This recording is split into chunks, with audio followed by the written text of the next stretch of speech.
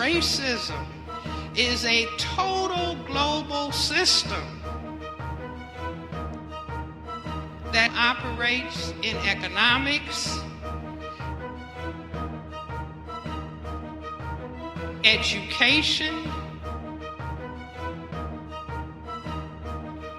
entertainment,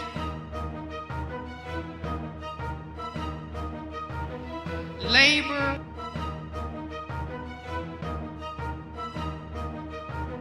law,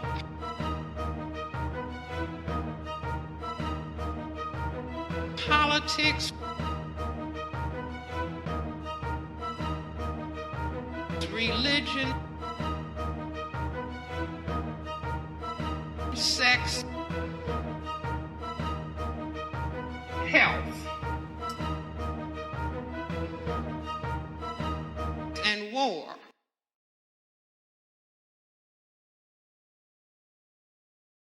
You're a senator. I'm not going to answer the question because the question is will you shut up, man? What's up, fam? This is Cress Lessons, episode 2. I'm your host, Prof H. Thank you so much for pressing play. Make sure you click the like and the subscribe button so you can get an alert next time that there's a video. I want to wish everyone greetings today. If you're sick, I wish you good health on your road to recovery. If you're broke, I wish you abundance on your path to prosperity. And if you're weak, may God give you strength on your way to discovery. Today's lesson, we're going to analyze politics and how white supremacy racism has affected how non-white people experience politics in America. So just remember that these videos are designed to give us context for the racial social structure that we currently live within in the whole Western world, but very specifically in the United States.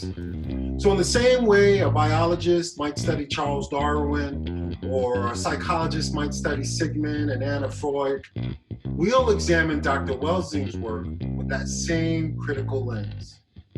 So let's get into it. Now, we can never start a conversation about race and politics without acknowledging a few things. So we need a baseline. Racism is the soil that America was built on. And we have to acknowledge that before we start talking about the political structure. Racism was here before the United States on this continent. In fact, the United States Constitution says that Black people were 3/5 of a human being. From the Indian Removal Act of 1830, forcing indigenous people further west, to the Dred Scott case in 1857, where the Supreme Court established that Black people weren't even citizens because they weren't people. The dozens of laws that sprang from the Jim Crow system that continued to disenfranchise Black people in the South. The Japanese Internment Bill of 1942, after World War II started. The laws that were enabling redlining until 1968. The political assassinations. Dr. Martin Luther King Jr. But it really doesn't matter with me now, because I've been to the mountaintop. I don't mind. Like anybody, I would like to live a long life. Longevity has its place. But I'm not concerned about that now. I just want to do God's will. And He's allowed me to go up to the mountain. And I've looked over and I've seen the promised land. I may not get there with you, but I want you to know tonight that we as a people will get to the promised land.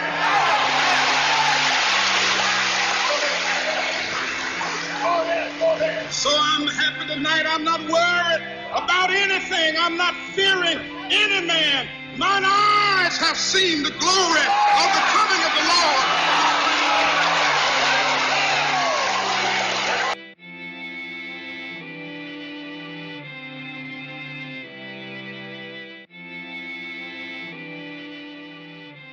Medgar Evers, Lamar Smith, Thomas Brewer, Lewis Allen. These things don't end. And they help us contextualize just how serious racism and white supremacy are in deciding the social power structure in our country. I mean, because we're told in school that we live in a democracy or a democratic republic, but for most of us, our lived experiences don't actually equal out to what some of our neighbors and our fellow citizens experience from a day to day. And you know what? Dr. Wellesley could say it a whole lot better. Dr. Wellesley? We have been told we are in a democracy where everybody is equal. The truth and the reality is that we are in a system of racism, white supremacy. See, we're told that the system of democracy has imperfections. No, we are in a system of white supremacy that has been perfected. And that's why we keep staying basically in the same position. And as long as we don't understand we're dealing with a system, every week we just complain another black man has been shot, another black man has been killed. We say, oh, 10 over there, 3 over there. Oh, well, let's add up the statistics and somebody will run and complain about it. But if it's happening over and over again, that implies intentionality. And if the system is about white genetic survival, who is the enemy of the state? No, the black man.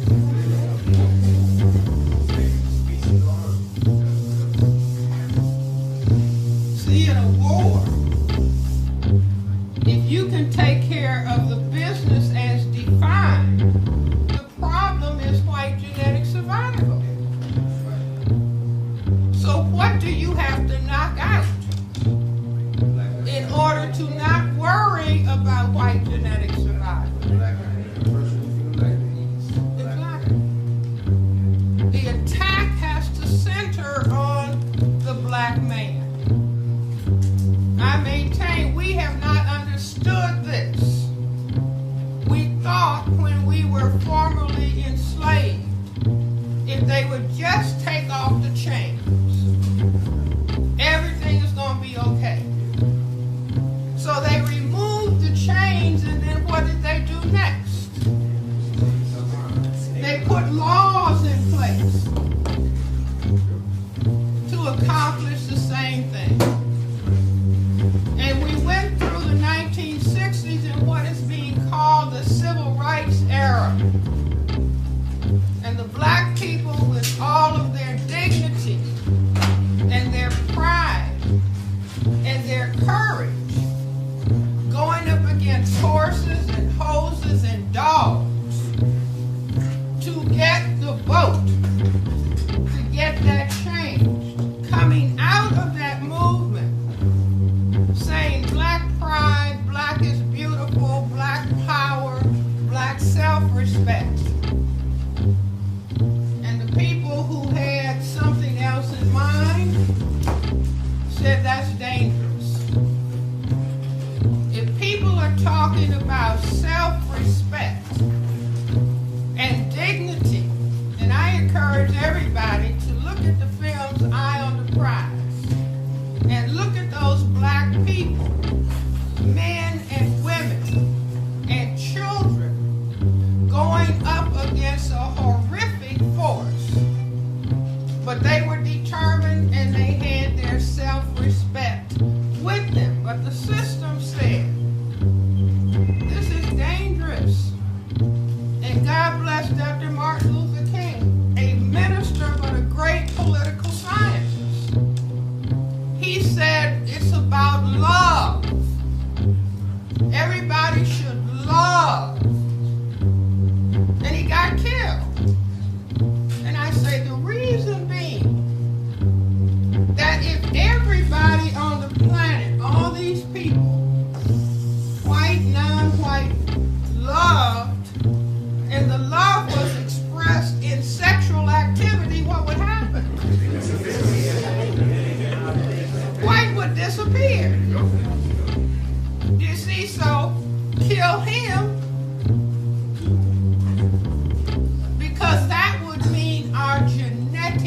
disappearance.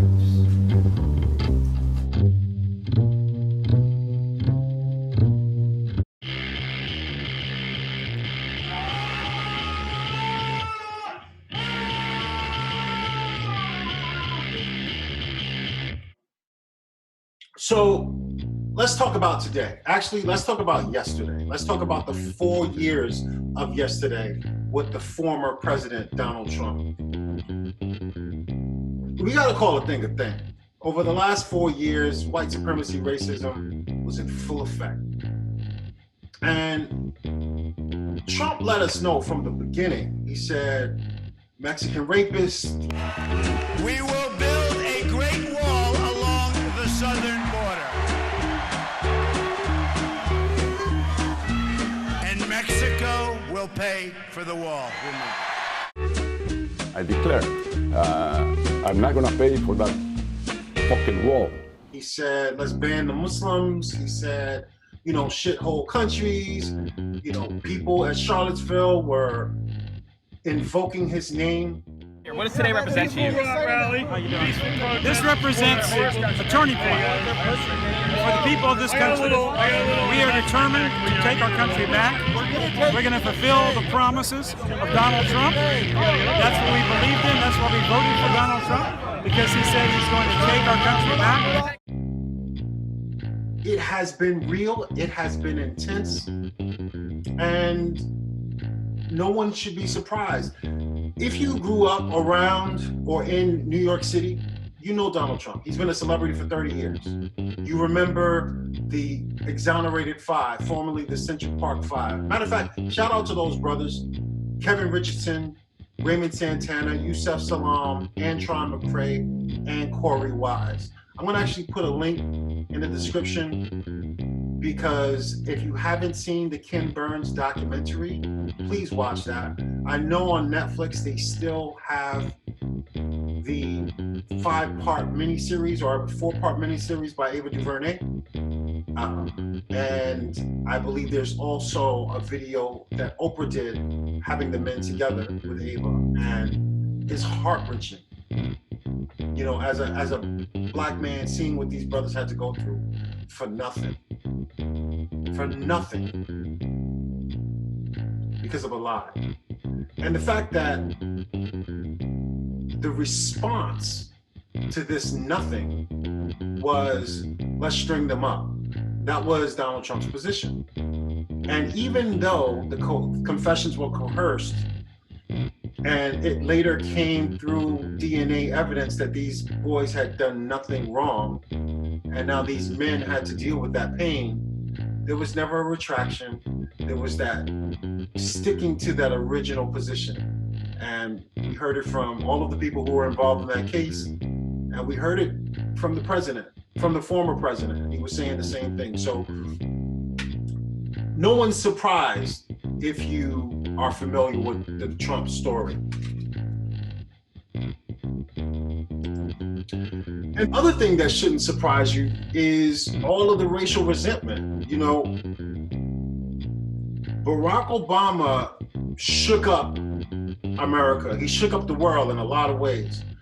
But for every action, they say there is a reaction. So the reaction to his presidency was this fear of genetic annihilation, this fear of social annihilation.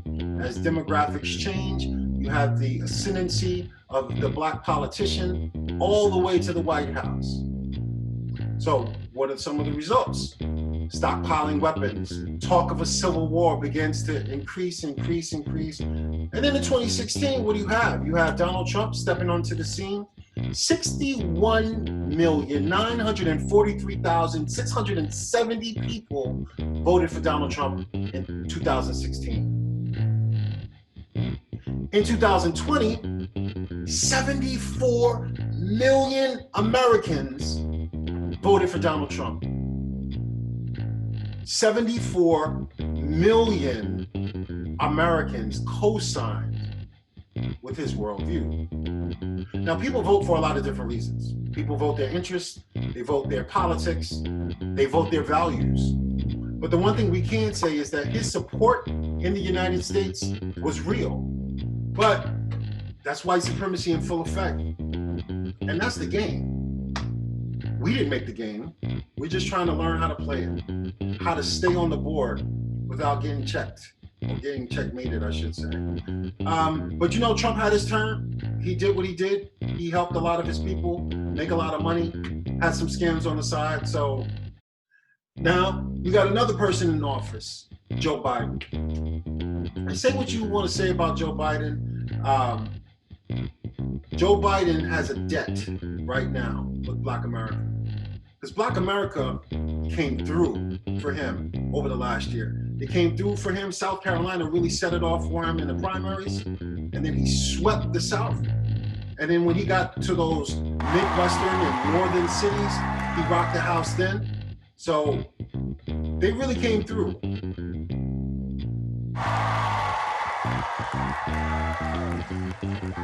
My buddy Jim Clyburn, you brought me back.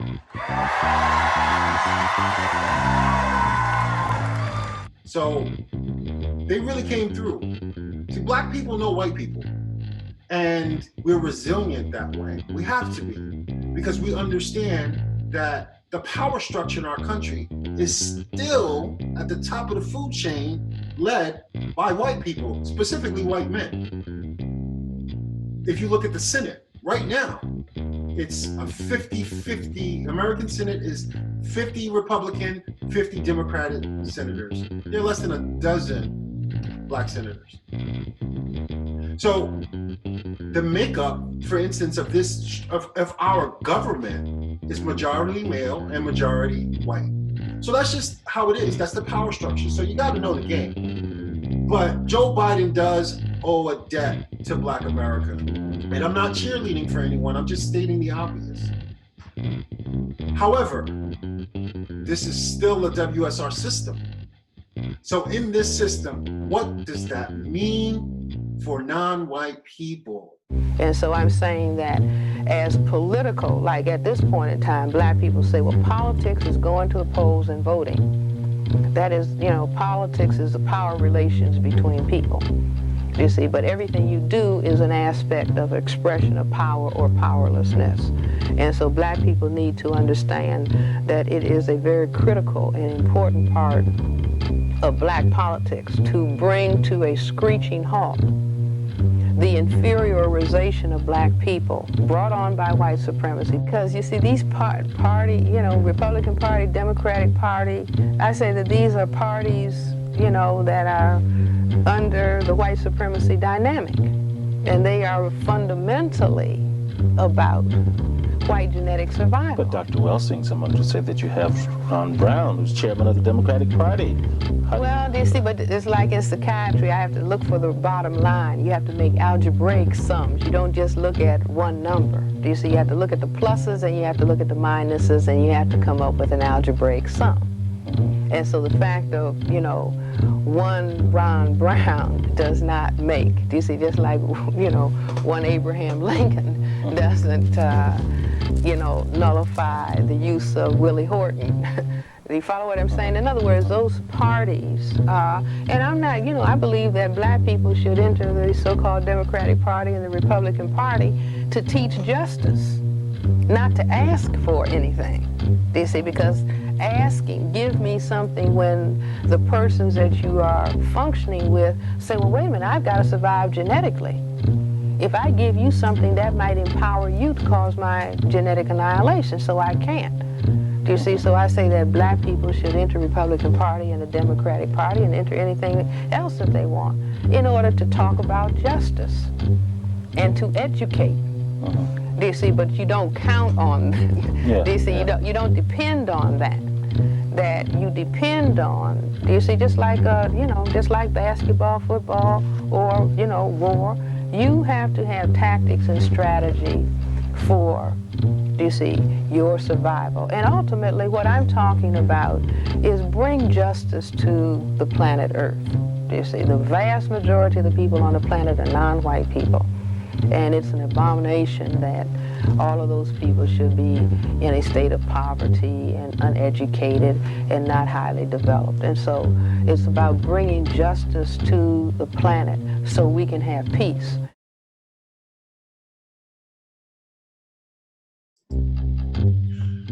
Now, it's really easy to get caught up in this whole Republican versus Democrat conversation. The donkeys versus the elephants, the conservatives versus the liberals, or even the reds versus the blues. After a while, it's like a blood sport, like the Crips and the Bloods, because people hate each other. But let's give it a deeper analysis. Because see, if we do, we can see that the real political conflict is ideological, and it's between nationalism versus globalism. So let's explore that. Now, the idea of nationalism states that our country should put its citizens first over all else, that international cooperation should be a distant second in favor of the well-being of its country's inhabitants. But in America, the contradiction is that nationalism has never worked for non-white people because it's a flashing neon light for white supremacy. And we can see a very clear line from the origins of the American political structure straight through white supremacy. And we currently live in that system today. So we've already covered the reality that non-white people were considered less than people. And they were never really a part of the American experience. We think about the struggle of indigenous people combined with the struggle of American Africans. It's been completely contradictory to this idea of American national identity. In fact, during the greatest immigration period in the late 19th and early 20th century, European immigrants flooded the American shores. And when they did, they were often encouraged to abandon their European ethnicity in favor of a new American identity, a white identity. And we even have a name for it. It's called the Gilded Age.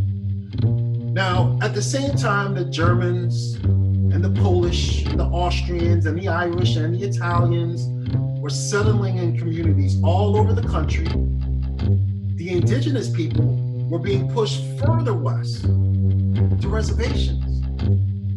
In the South, lynching became entertainment and sport. And the American Africans that had privilege, it was because they were sharecropping. And it wasn't really privilege at all.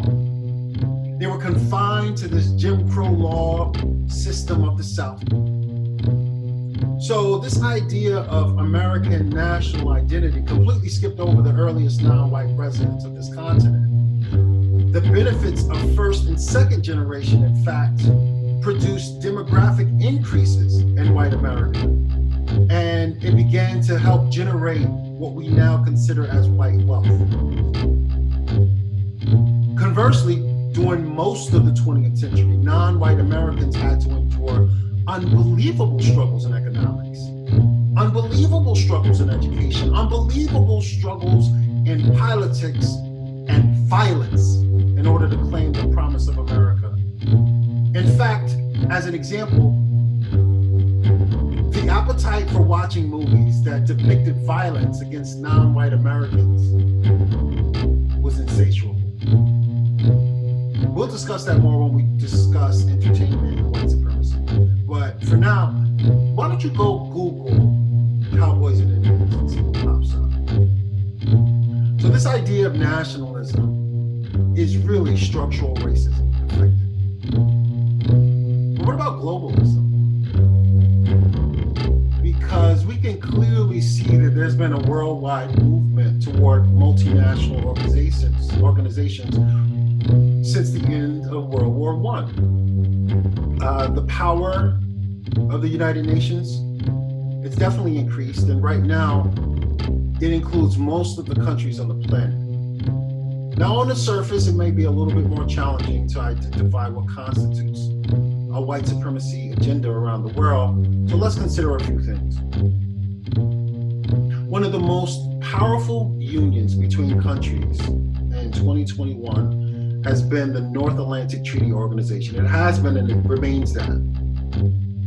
Now, NATO was created in 1949, and when it was created, there were 12 founding members of this alliance. We had Belgium, Canada, Denmark, France, Iceland, Italy, Luxembourg, the Netherlands, Norway, Portugal, the United Kingdom, and the United States.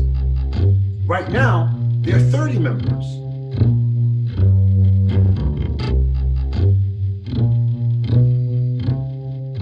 Greece, Turkey, Germany, Spain, Czech Republic, Hungary, Poland, Bulgaria, Estonia, Latvia, Lithuania, Romania, Slovakia, Slovenia, Albania, Croatia, Montenegro, and North Macedonia. Anything jump out at you? Look, if you look at a world map right now, you'll notice that the North Atlantic geographically actually begins in Northern Africa.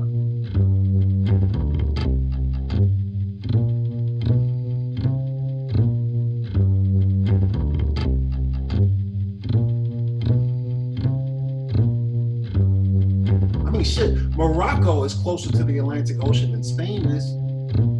But geography aside, what is the purpose of NATO? NATO has two purposes. It has a political agenda and a military agenda. Politically, it tries to promote democracy or the democratic values and empowers its members to be able to consult with each other and cooperate for the defense of their own countries. But then there's also a security-related system for them to handle their problems. It politically encourages trust and cooperation to prevent conflicts. So that's on the front end. But on the military side, on the back end, NATO says that it's committed to the peaceful resolution of disputes. Now, anytime you hear peace, think of war. If diplomatic efforts fail, it has the political might to handle the crisis. So we have essentially a club. And if you're in the club, you don't have to worry about the club. But there are other multinational organizations too. There's the South Atlantic Peace and Cooperation Zone. Now let's think about what South Atlantic means.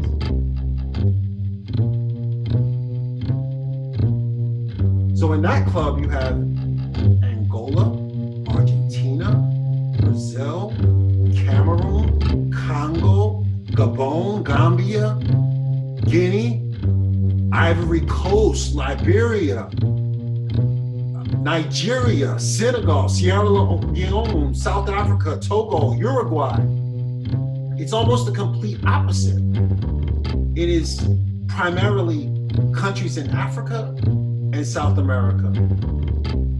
But wait a minute, there's more. We have another world club. It's called the Asia Pacific Economic Cooperation, APEC.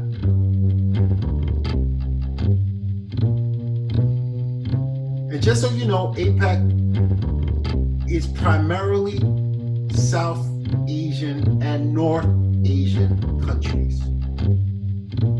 Now, NATO had a 40-year head start because both APEC and the South Atlantic Peace and Cooperation Zone were founded in 1986. So we have a huge multinational organization with 30 countries in it, with the primary focus of peace and military prowess. That's global white supremacy. That club essentially says you cooperate or you get destroyed or you get annihilated. It's not a coincidence, people. Come on, fam. We can see it. So Dr. Welsing says to us, racism is a global system. So whether you are a nationalist or a globalist, you still need to watch your back and protect your neck because the system was not designed with you in mind.